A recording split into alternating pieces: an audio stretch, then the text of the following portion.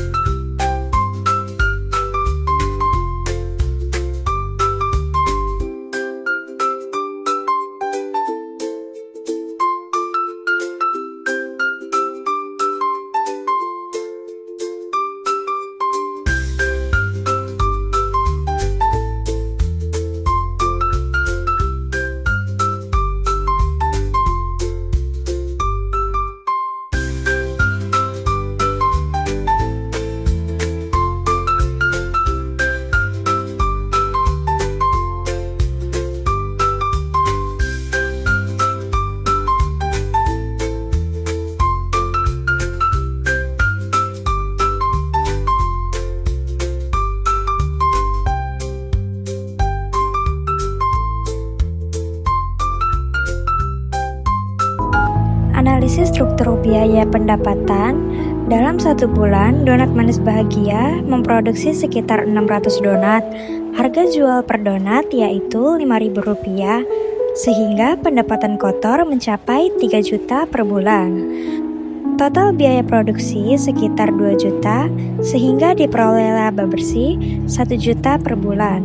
Struktur biaya usaha ini masih tergolong sehat dengan margin laba sekitar 33%. Yang kedua ada pengelolaan kas dan arus kas.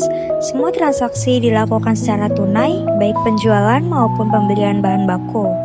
Pencatatan masih manual, namun arus kas tetap positif karena tidak ada piutang.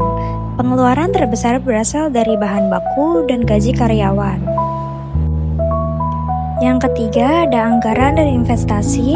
Pemilik usaha menyisihkan sekitar 20% dari laba bersih untuk investasi alat baru seperti mesin pengadon dan etalase tambahan.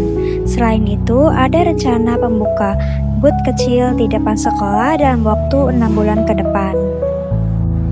Dan yang keempat ada evaluasi kinerja keuangan. Rasio keuangan sederhana menunjukkan kinerja yang baik.